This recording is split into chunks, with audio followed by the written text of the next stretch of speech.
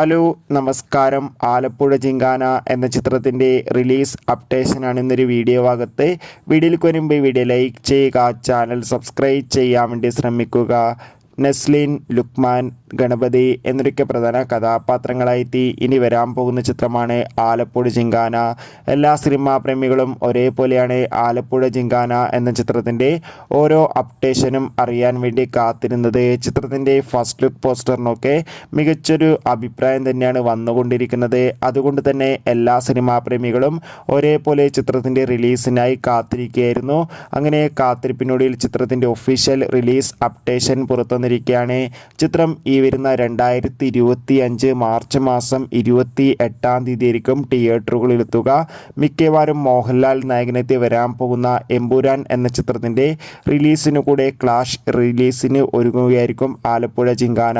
എന്തായാലും കാത്തിരിക്കാം ചിത്രങ്ങളുടെ റിലീസിനായി.